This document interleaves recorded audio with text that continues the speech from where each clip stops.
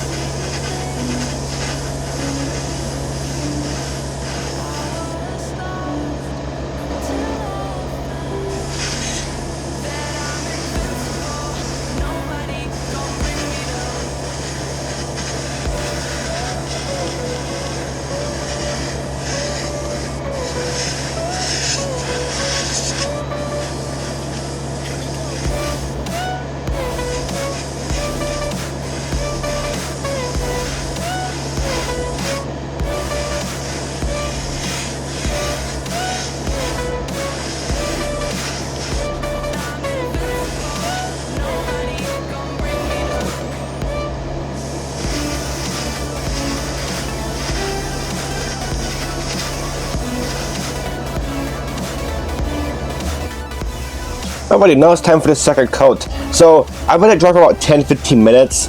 Now, of course, this is acrylic paint. It does dry a little bit longer, especially if the humidity is down low and stuff. And where I'm spraying, it's about 70 degrees, and it does take a little bit to dry because you are putting it on kind of thick.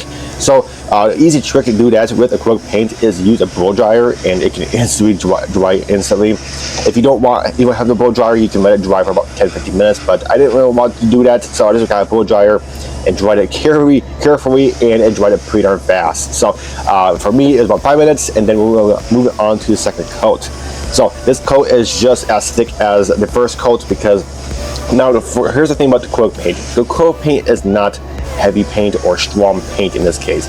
If you're using a manual paint such as splash paint, zero paint, or any kind of automotive paint out there for airbrush for model cars, you do want to take your first coat very light because those paints can definitely eat into the plastic model car body. And since this is acrylic paints are not heavy and they're not super strong paints. So you can blast these paints on as thick as you want and it's not going to do any damage to the body. But again, these paints do take longer to dry the thicker you put it on. So again, I use a blow dryer to dry up faster and all that good stuff. So second coat, and we are doing the same exact thing as the first pretty much.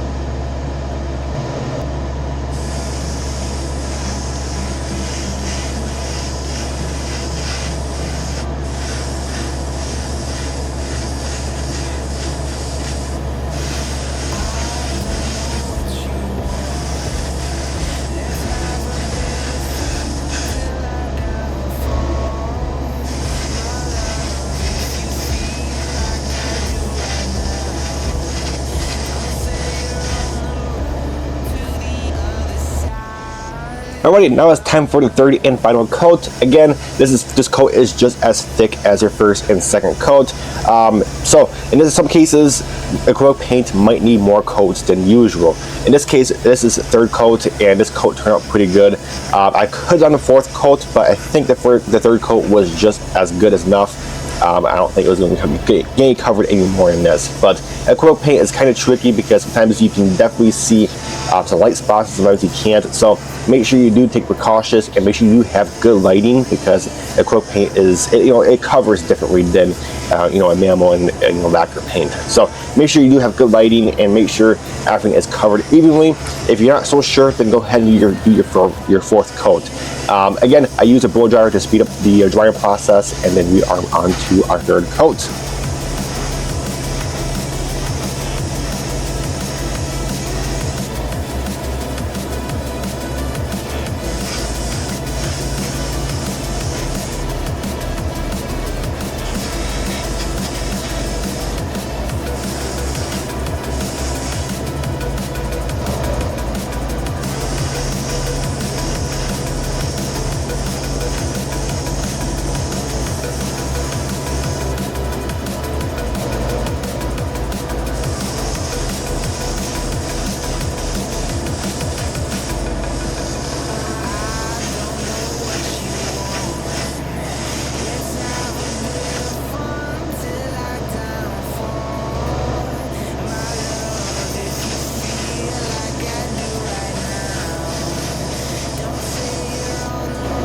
And there we have it. It turned out pretty good. This is the third coat, and I'm just looking over, make sure I did not miss any spots as the paint is still kind of wet. I am going to blow dry it. I did blow dry it to make sure it did dry evenly, and it did turn out pretty good. So I let it dry for about 15 to 24 hours because again, it is acrylic paint. You do want this to fully dry before you do anything else to it.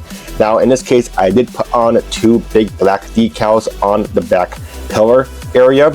So you do want this paint to be fully dry because it is water-based paint, and if you do anything with water-side decals, it can ruin the paint. So let that dry properly, and then you do your decals. If you're doing a lot of decals, such as like a NASCAR, I recommend you putting on a clear coat just to seal in this paint because a lot of water can definitely damage this paint because again, it is water-based paint. So if you're just doing small decals, then you don't have to put on a clear coat. But if you're doing a lot of decals, such as like a race car, in this case NASCAR, or any kind of race car that has lost sponsors on it, make sure you do put on at least 1 coat of clear, matte clear, or semi-gloss clear just to seal in the paint.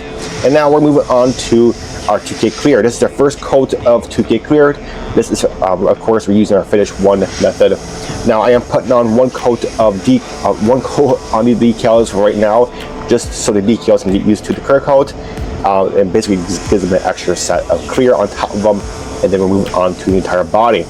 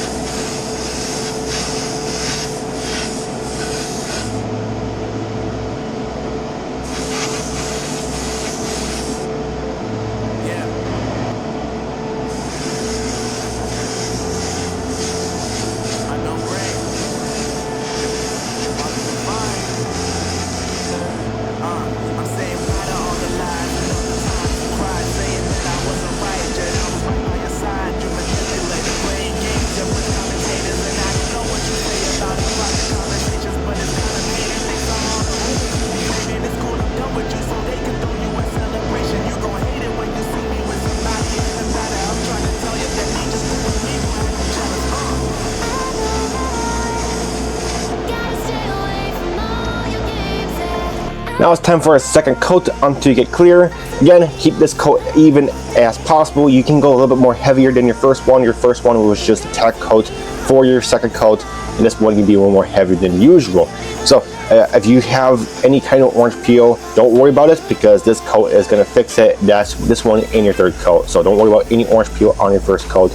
These ones are going to take care of that. So again, you can put this one on a little more thicker. Again, not too thick where you don't want to create any ones like that. But so we're on our second coat.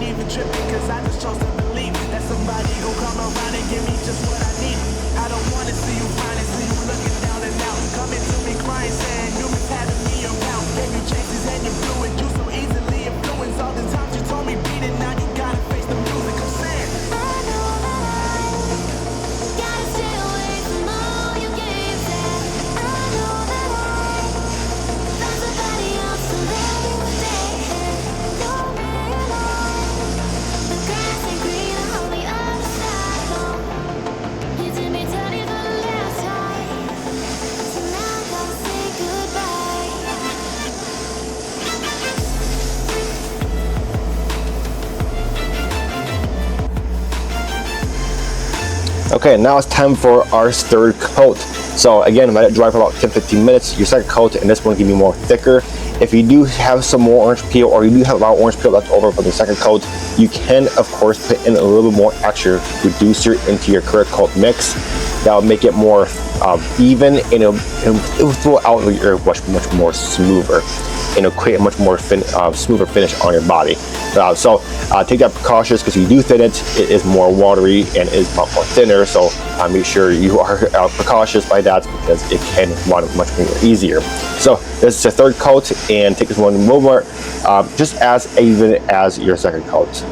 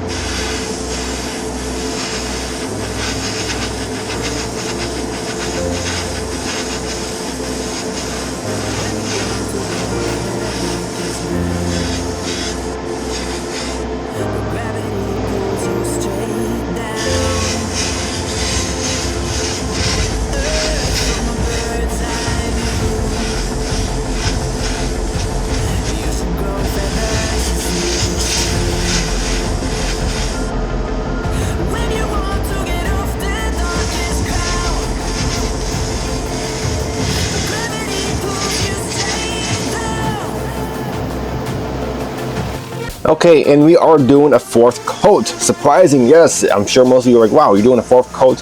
We're doing a fourth coat because, again, there was still a lot of orange peel left over, and I think it has to deal with the acrylic paint. So the acrylic paint it acts different with the acrylic coat, obviously, and there's a ton of orange peel left over. So I figured, let's do one more coat. And keep this one actually thin, and you see my hand moving a little bit more faster than usual, because I don't want to make this a full-on complete coverage, coat. So I'm still calling this a fourth coat because it is still another coat, but I'm just going a little more faster than usual, because like I said, there's a lot of orange peel left over from the third coat. But not a big deal, because I'm not complaining too much, because there was actually still a lot of orange peel left over after this coat as well. But not a big deal. That's where wet sanding and polishing came into play, and that all fixed it. So just keep that in mind. If there's still a lot of orange peel, you can put on your fourth coat, and there's still a lot more orange peel after that. If I were you, just quit after that, because more clear coat you put onto your body, more thicker it's going to build up, and most likely your panel lines are going to get filled in and stuff. Lucky for me, I scribe out my panel lines, and I scribe these panel lines out pretty deep, so I wasn't too worried about putting on the fourth coat. But after this, I was kind of done. I didn't want to put any more on it, so that's why we wet sand it and polish it, and it turned out pretty good. So just keep that in mind.